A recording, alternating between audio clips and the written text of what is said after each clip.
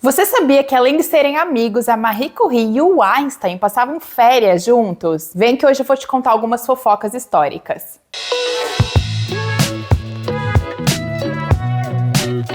Oi pessoal, tudo bom? Sejam todos muito bem-vindos de volta ao canal, eu sou a Cat. Tô bem feliz de estar aqui com vocês em mais um vídeo e hoje eu quero falar sobre esse livro aqui, ó, Marie Curie e suas filhas, da Claudine Montel, que é uma biografia da cientista e das suas filhas igualmente extraordinárias. A Claudine é historiadora e escritora e aqui no Brasil o livro foi publicado pela editora LPM com tradução da Joana Angélica Dávila Mello. Confesso pra vocês que antes de eu ler esse livro, tudo que eu sabia sobre a Marie Curie é que ela havia sido uma cientista premiada com 2 prêmios Nobel. E era tudo que eu sabia. Mas agora sei de muito mais coisa, tô bem mais informada e tô muito feliz de saber um pouco mais sobre ela e as suas 2 filhas, que também tiveram trajetórias bem peculiares. Eu não vou contar toda a trajetória das 3, claro, senão não tem graça nenhuma vocês lerem o livro depois, mas eu pensei em pontuar aqui algumas coisas curiosas durante a leitura para atrair a atenção de vocês e quem sabe convencê-los a ler o livro também. A Marie Curie, ela nasce na Polônia como Maria Sklodowska, peço desculpas se eu estiver pronunciando o nome dela errado. Ela nasce em 1867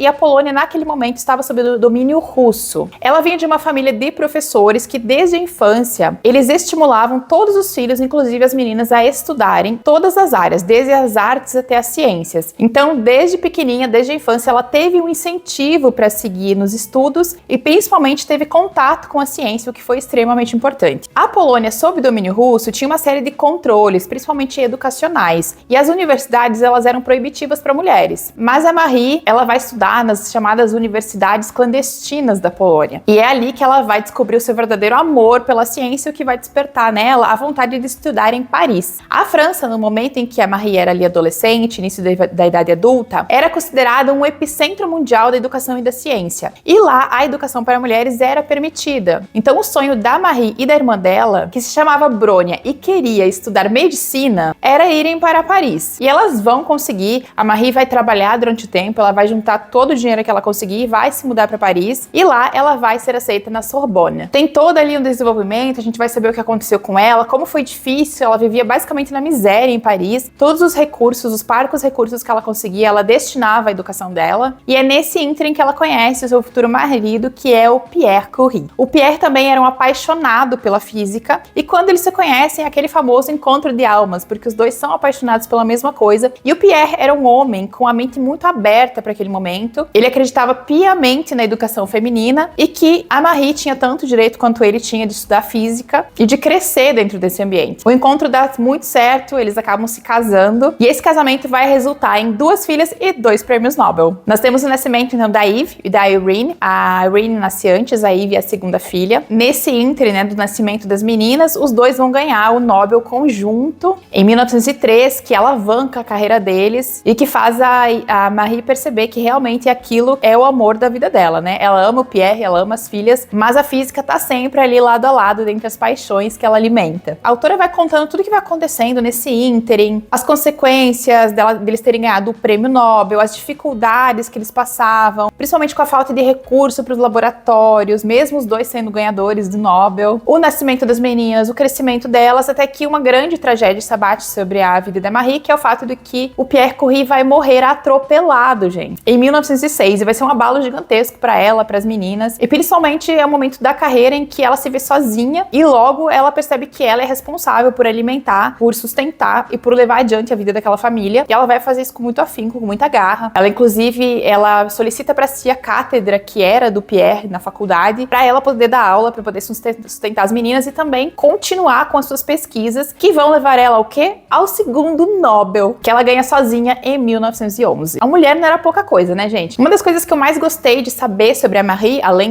né, de todas essas coisas que eu já comentei, foi o quanto ela era muito ativa em defender a educação das meninas, a educação das mulheres. Ela havia sido uma mulher que, por ter acesso à educação desde cedo, e não só, e uma educação abrangente, inclusive para as áreas exatas, ela havia encontrado a sua paixão, né? Havia encontrado o que ela mais amava fazer. Então ela era muito defensora de que as meninas tivessem acesso à mesma mesma educação que os meninos tinham, inclusive com esse aval para praticar ciências exatas. Outra coisa que ela defendia bastante também era o exercício físico para meninas e mulheres, porque ela dizia que um corpo são gerava uma mente sã. Então ela defendia muito, principalmente na educação das filhas dela, que as meninas estudassem muito, trabalhassem muito a cabeça, trabalhassem a mente, mas nunca se esquecessem de trabalhar o corpo. Outro fato que eu achei muito legal de aprender aqui também foi que ela foi uma participante ativa durante a Primeira Guerra Mundial. Apesar das pessoas comentarem com ela que ela devia se refugiar, sair de Paris, se manter segura em outro lugar, ela não quis. Inclusive, ela criou uma série de ambulâncias radiológicas, que foi uma criação dela, uma invenção dela, que possibilitou que os ferimentos nos campos de batalha fossem melhor divisados, melhor conhecidos e mais fáceis de identificar para cirurgias. E a Irene, que é a sua primeira filha, né, a filha mais velha, ela aprende tudo sobre as ambulâncias que a mãe criou, e ela vai ser uma das responsáveis depois por sair em campo de guerra mesmo, ensinando os outros médicos ao longo do caminho a usarem a aparelhagem. Ou seja, né, era uma mãe e uma filha ali extremamente ativas durante a Primeira Guerra Mundial, que não aceitaram ficar de braços cruzados, que elas sabiam que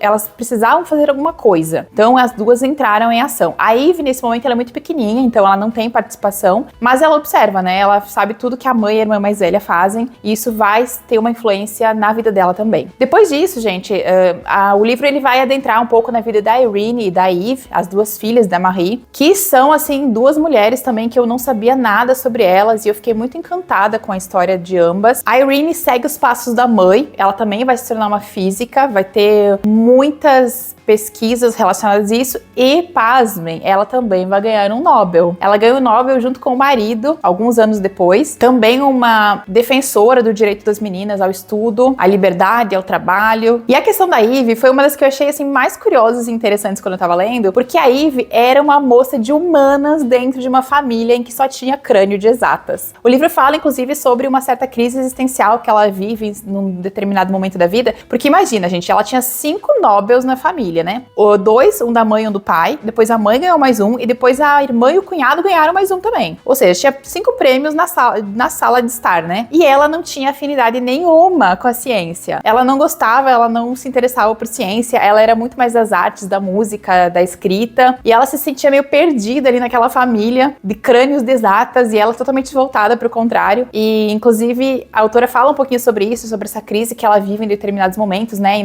talvez não atingir as expectativas que todo mundo achava que ela deveria seguir em virtude de ser uma Curie. Mas a Eve vai encontrar o seu próprio caminho. É curioso porque é um caminho que ele é definido após a morte da mãe dela, né? Após a morte da Marie, porque ela vai ser convidada para escrever uma biografia sobre a mãe dela, e é nesse momento que ela vai descobrir que ela gosta de escrever. Ela é apaixonada pela escrita, e esse vai ser o caminho que ela vai seguir também. Ela vai ser autora dessa grande biografia da Marie Curie. E depois, gente, a Eve, ela vai ser correspondente de guerra dos Estados Unidos. Muita coisa acontece, né? Não vou entrar em muitos detalhes aqui para não estragar, né, a leitura de vocês, mas ela vai se envolver ali em toda a questão da Segunda Guerra Mundial. Aliás, as duas, né, tanto a Irene quanto a Eve se envolvem nas questões da Segunda Guerra Mundial. E a Eve vai se tornar uma correspondente de guerra muito importante, vai rodar o mundo escrevendo matérias e também relatórios de guerra que ela envia para os Estados Unidos, para o Roosevelt, inclusive. Então, assim, são vidas muito curiosas, muito interessantes, assim, cheia de altos e baixos, babados e tudo mais, muita fofoca. A Eve Curie, gente, ela entrevistou Gandhi. E, enfim, a entrevista não foi o que ela imaginava, mas vou deixar vocês descobrirem quando fizerem a leitura. É um livro muito interessante. Eu li ele com calma, eu li devagar, levei mais de mês pra ler ele, porque realmente eu tava lendo aos pouquinhos, absorvendo as informações. E realmente, assim, ó, foram 3 mulheres que elas viveram em um momento de extrema ebulição econômica, política, social, cultural. Muitas coisas importantíssimas estavam acontecendo no momento de vida dessas 3 mulheres, e elas foram criaturas realmente ativas nesses momentos. Viveram de perto a luta ali do início do século XX